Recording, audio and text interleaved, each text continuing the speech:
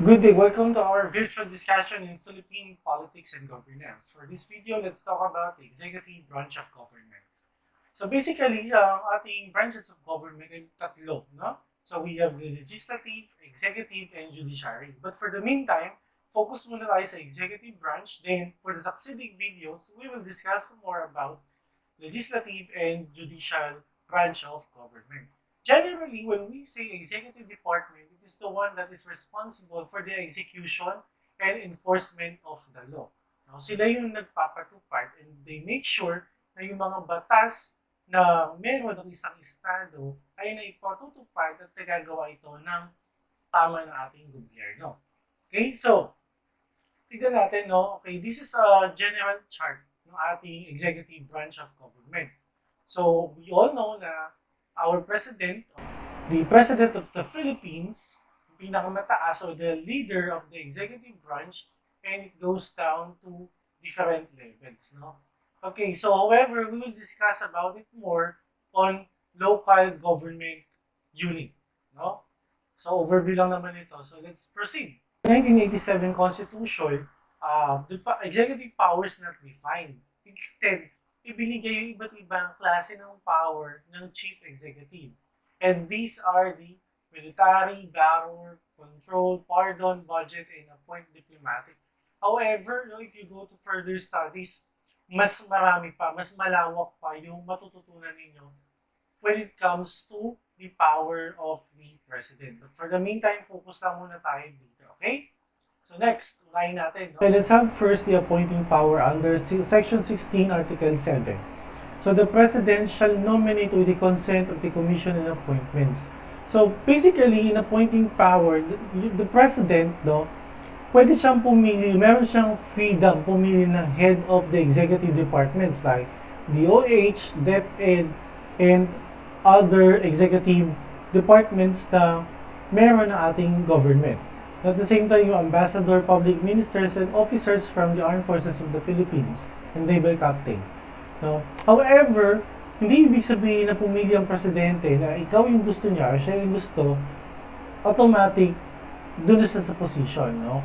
Sinasabi ng ating konstitusyon, kailangan ng approval ng Commission on Appointments. So, sino ba yung Commission on Appointments? Sila yung members ng ating Congress. No? So, the Commission on Appointments, they have the power to approve or reject yung na-nominate ng presidente doon sa position. So, once na ni-reject sila, hindi na sila pwedeng ilagay ulit sa the same position. So, kailangan nang humanap ng iba. Okay? Paliwanag ba tayo sa appointing power? Next tayo, proceed. Okay, so this is an example, no? Duterte appoints Francisco Duque III as Health Secretary. And then again, we all know, in-approve si Duque ng ating Commission on Appointments, so therefore, valid yung kanyang position. Next is power to control or power to remove. No? Section 17, the President has the power to control the executive departments, the bureaus, and offices. Now, sinasabi lang naman dito sa Section 17 that the President, as the Chief Executive, he has the power, no, to supervise all the government instrumentalities under his branch. No? So, yung mga executive, yung mga offices na yan, the President must guarantee na nagpo-function sila kung ano yung kanilang purpose, no? Without violating the law or overlapping on the other functions of the government. Okay, next power natin is military power. So under Section 18, no, aside from being the chief executive of the branch, the president shall be the commander-in-chief of the armed forces of the Philippines. No? So, in short, pwede nang tawagin yung armed forces of the Philippines kapag kailangan. So, kailan lamang nangyayari yon? Kapag may lawless violence, invasion, and rebellion. No? So, therefore, kung present yung tatlong elements na ito, pwede mag-declare ng martial law. However, sabihin natin, hindi yan absolute power of the president. This time, kailangan din again ng participation ng Congress. So, yung 2/3 votes ng Congress, vote separately yon from upper house to lower house, meron silang power to approve or reject the declaration of martial law. So kapag ni-reject yung declaration ng martial law, automatic mag-i-stop yung execution ng power ng president on that matter. Maliwanag ba? However, kung ito ay approve at the same time i-extend, okay, tuloy yung execution ng martial law. Maliwanag ba? Okay, so proceed tayo sa next natin. Ayan, so sabi dito sa example, ayan, so Duterte tells military to remain steadfast against lawlessness and terrorism. Although it is not an example of martial law, no? However, the President as a Commander-in-Chief, pwede niyang bigyan ng mandate o utusan ang armed forces na to make sure na protected ang state at the same time ang tao mula sa mga lawless violence, no? Sa mga bad elements sa state. Okay. Pardoning power. So, pardoning power, that is under Section 19, no? Meron tayong pardon at the same time amnesty. So, i-differentiate natin kung ano yung pagkakaiba ng pardon at ng amnesty. Pag sinabi kasi natin pardon, ito yung kung saan ay convicted yung isang tao. Di ba usually kapag convicted ka, nawawalan ka ng mga karapatan. Dahil sa iyo yun as a consequence ng conviction mo.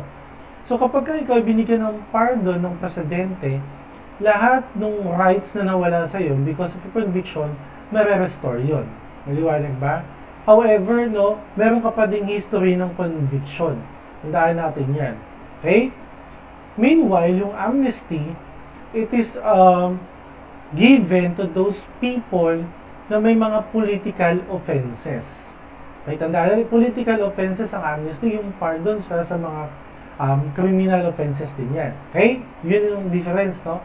Again, amnesty, political offenses. Now, yung amnesty, unlike pardon, dito kailangan ng concurrence ng majority ng members ng Congress.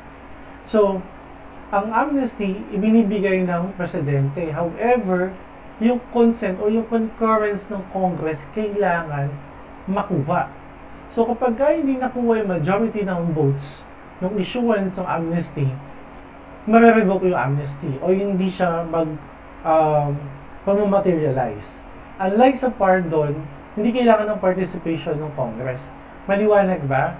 Okay, so, again, katulad ng mga previous power natin, nandyan pa rin yung presence ng Congress. Okay? Maliwanag ba?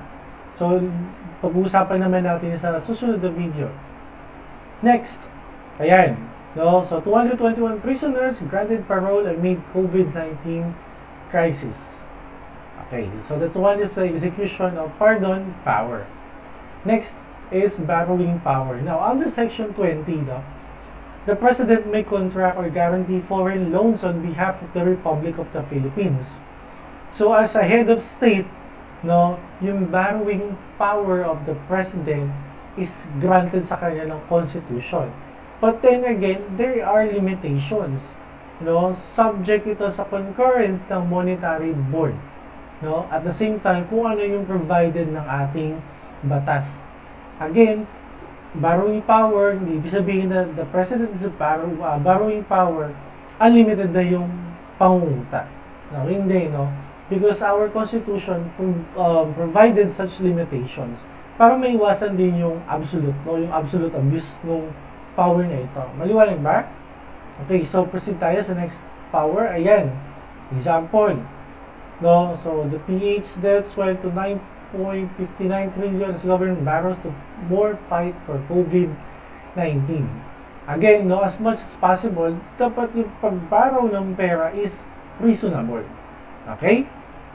Next, for diplomatic power, ayan. So, under Section 21, no treaty or international agreement shall be invalid and effective unless 2/3 votes ng members of the Senate. So, example natin dito sa diplomatic power, kapag ka ang presidente papasok sa isang international treaty or agreement sa ibang mga bansa, no, kailangan din ng concurrence ng Senate. No? 2/3 votes ng members. Take note ha, Senate lang. Hindi kasama yung lower house, yung House of Representative. No? But then again, it doesn't mean na makuha yung two-third votes ng Senate is final na yung agreement. It is subject pa din sa ratification ng presidente. Because later on, pwedeng na-approve na ng nakuha ng concurrence ng members of the Senate, but then again, later on, hindi naman i-ratify, so hindi magmamaterialize yung treaty or yung agreement na yun. Okay? So, tignan natin. Okay, so the Duterte aligns Philippines with China says US has lost. Okay, so diplomatic relation, no? Aside sa mga treaty, ayan, yung pag-join din syempre ng mga organizations like United Nations, World Trade Organizations, and ASEANs, and APEC. Okay? Next is budgeting power. So for budgeting power, under Section 22, the President shall submit to Congress within the 30 days of opening of the regular sessions. Okay, so the thing here is, since ang executive department, they are the one that's responsible for the development, for taking care of our people, ayan ang ating mga kababayan, no? They will prepare the budget, no? So, usually may mga reports yan per department pagtatapos yung isang taon, yung fiscal year, no? Para ma-identify kung magkano yung budget na kakailanganin ng department, no? Kung may increase, mag-realign, no? However, dapat ito ay may liquidation. Okay? Then subject ito sa approval ng Congress natin, ng lower house, at the same time na ating upper house. Okay? So, kapag questionable yung mga budgets dyan, pwede nilang galawin yan or mag-recommend sila na bawasan, dagdagan. No, however, may mga restrictions pa din, no, sa ating batas. Okay? Next natin yung example ng budgeting power, no? Okay, Duterte to submit proposed 2020 national budget in August. Okay, so nagpo-propose again, no, ang executive will propose budget, then again ito ay subject sa scrutiny ng ating Congress. Okay?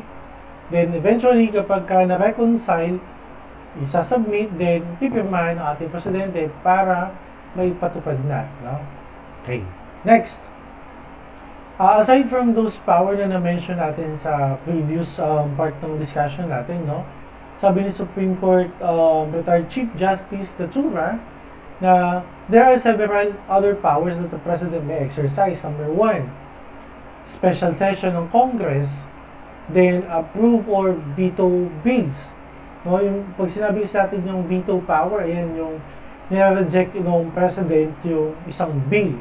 No, depende sa kanyang wisdom. Kung sa tingin niya ito is beneficial or hindi, then i-approve niya or pwede niyang i-veto.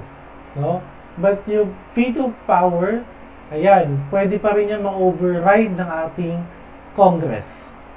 Next, yung consent to deputation to government personnel, then discipline of such deputies. Ayan yung mga deputies natin, no? Kapag meron silang mga misbehavior o may mga issues when it comes to their functions, subject for discipline yan na ating executive. At the same time, emergency powers delegated by the Congress. Okay, now, balikan natin, no? Kung mapapansin nyo, no? Bakit lagi may Congress, sir? Di ba executive yung pinag-uusapan natin dito? Okay, that is the purpose of the Congress here is for check and balance, no? Check and balance para to make sure na hindi ma-abuse yung power ng isang department, no? And that is one of the feature of our Constitution. Maliwanag ba? Okay, so what are the privilege of the President? So, official residence, Malacanang. Then, yung salary, ayan, hindi yan pwede bumaba. And of course, meron siyang immunity sa civil and criminal cases.